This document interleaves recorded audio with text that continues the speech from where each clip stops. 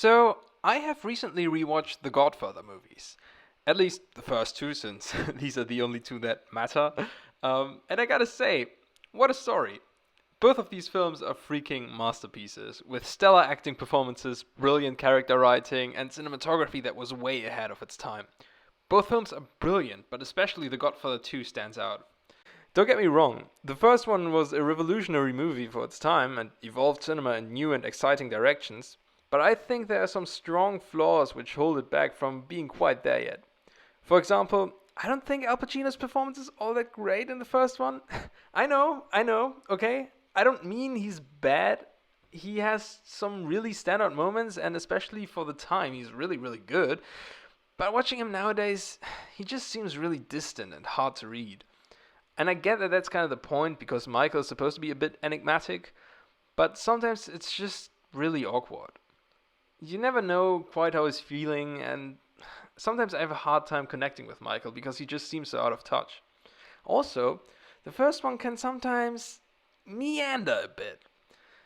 Now, hold your horses, it's still a really good movie, a masterpiece even, but sometimes it feels like this movie spends a little too much time with the minutiae of mob business and too little time with the relationship between Michael and Vito, which I feel is at the center of all the Godfather movies. Now look, I'm not here to bash the first Godfather movie. I'm just saying, even though it is brilliant, it had some strong flaws holding it back. Like every movie really has. But this is where we come to the second one.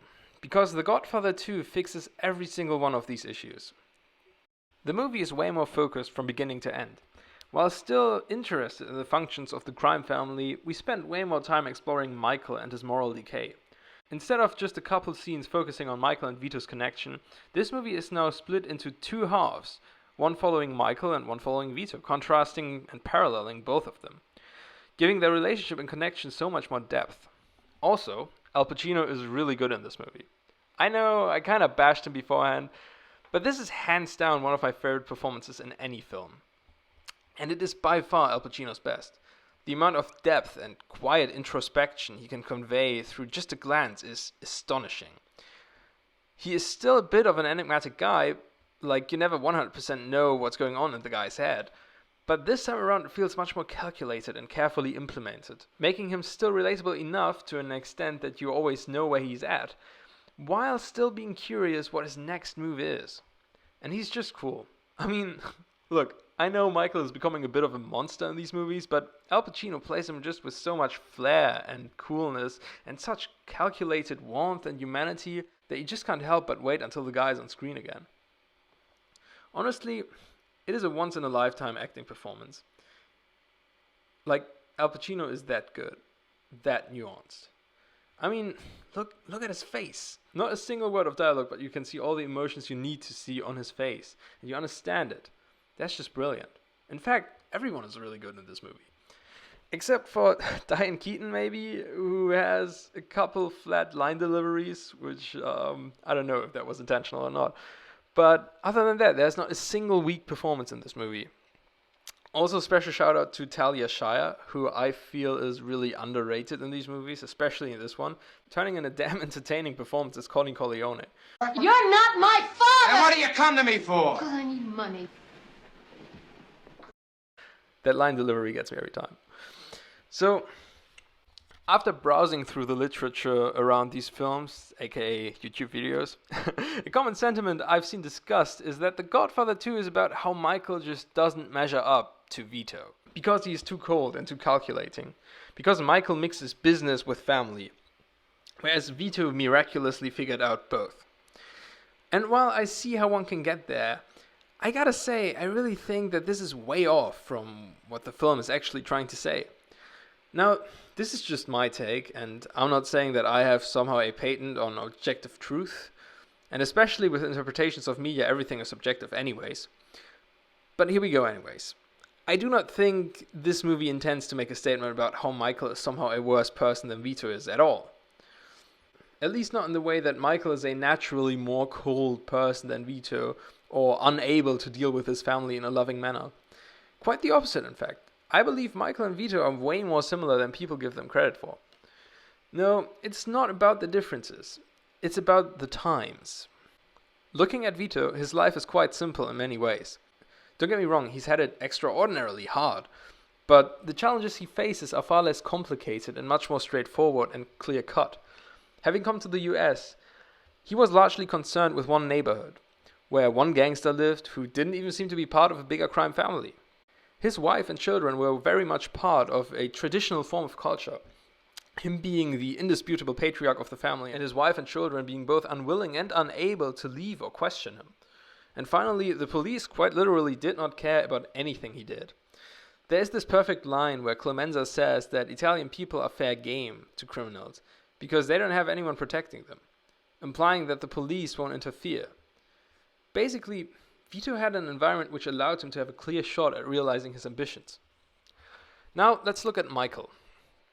His empire stretches now over the entirety of the USA and even beyond that, leaving him to deal with Cuba in the midst of a revolution.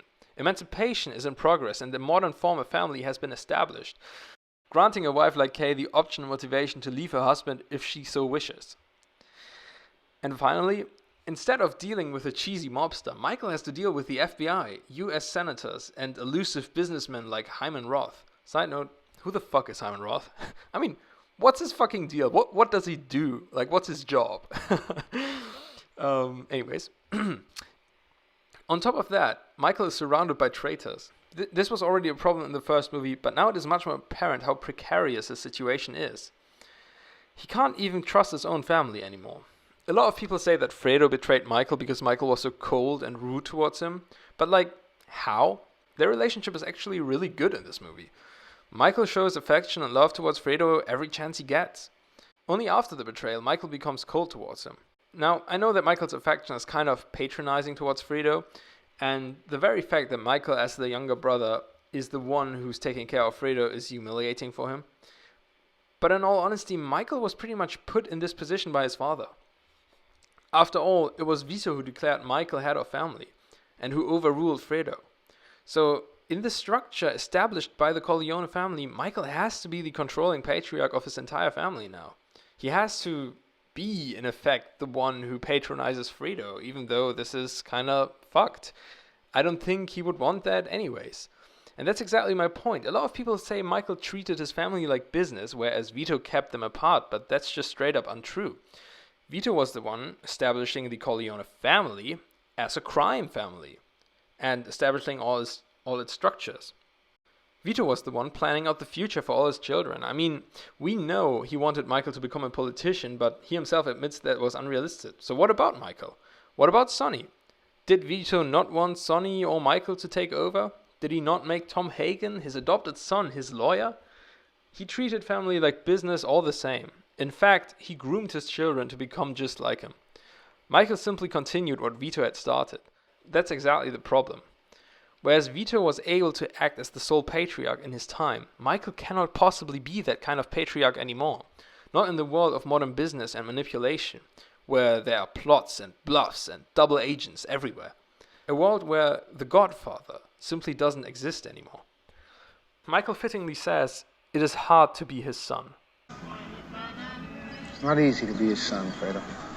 This is such a fitting line, aptly summing up what this movie is about.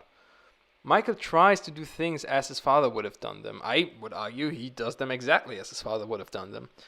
But he completely fails due to his drastically different circumstances now.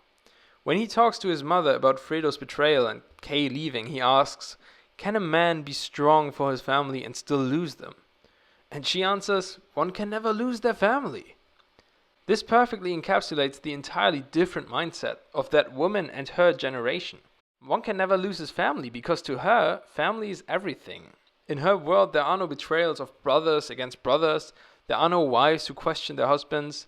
There's only the family. She doesn't even realize what's going on around her. Fredo's betrayal, Kay's abortion, all these things are just non-possibilities for her. But they are reality for Michael. That's why she doesn't get Michael at all. She doesn't even register what he's trying to say. She's from a different world, and Michael is all alone in his. An old-fashioned family like the Corleone one just could not survive in a modern world, which is why it doesn't. Dead mother, dead father, dead brother, dead child, no wife. Michael has almost no family at the end. But not because he was too cold or because he was worse than Vito. It was not because he mixed family with bloody business, but because Vito gave him a bloody family business. The tragic thing is that Vito knew that. He himself wanted the Corleones to be legitimate, but failed to make that happen. I don't think he ever knew how far things would go, but that was his problem. He was also part of the old world. In The Godfather 1, we see how he is too slow for Sollozzo and his cruel tactics, how he has no real inclination towards the drug business, even though the world is moving towards being much more drug-oriented. Michael was the one who had to take over and make something of this position, succeeding at some aspects of the life, but doomed to fail in others. Now, I don't want to shift responsibility from Michael. He is, after all, a criminal and a murderer. He is power-hungry, and if he was a good man, he never would have continued this life after his father had died. But he's also a victim of circumstance, born into a family that expected him to be the stern father figure, which then started to hate him for that exact reason. It has to be addressed, though, that the whole case situation is a bit of a more complex beast, I feel. I'm not sure that there are any good guys in that relationship. Like, I understand her wish to leave Michael because he is a murdering criminal who keeps her and her children as prisoners in their own house. I think it's pretty valid that she wants to leave, and she had some proper guts to tell him that straight to his face. But also, aborting her child without her partner's knowledge or consent merely out of spite is questionable at best, I feel. Like, after all, she did marry him, and knowing what he and his family business were like, she did stay with him for years, being able to leave at any time, really, before bearing 2 of his children. She kinda made her bed and then had to sleep in it. She definitely should leave Michael, but that's what I mean when I say I don't see a good guy in their relationship. There's no really right side between the 2 of them. It's just 2 people who kind of fucked each other over in the end, I suppose. I have to admit, though, that I'm not the final moral instance to judge their behavior, so these points are obviously contentious. Now, where was I? Oh yeah. So my point is, Michael and Vito aren't that different. If Michael lived in Vito's time and vice versa, I think both of them would have pretty much fared the same. I think the point of The Godfather was not to say that Michael is somehow a monster where Vito was an angel, but rather to say that they are exactly the same, only in different times. And seeing how well Michael fares in comparison to Vito, it shows that the age of the gangster, the age of the Godfather, is ending. And all Michael can do now is sit there and contemplate how his life and his upbringing have led him to an existence of sadness. Thank you very much for listening. This has been a bit of a different video than I usually make. I usually stream or whatever, but I was really interested in making this, and it was a bit more structured, a bit more essay form, I suppose. But I hope you liked it. I hope you enjoyed it. If you liked it, leave a like. If you didn't, leave a dislike. If you have something to say, genuinely, I'm intrigued of what you guys think. I am very open to have a discussion, and as long as it's civil, please. Especially with all the points I brought up, I'm very much open to discussing them. Also, with especially the case situation, because honestly, it's just a very complicated situation, but no, thanks a lot for listening. I hope you have a great day, and peace.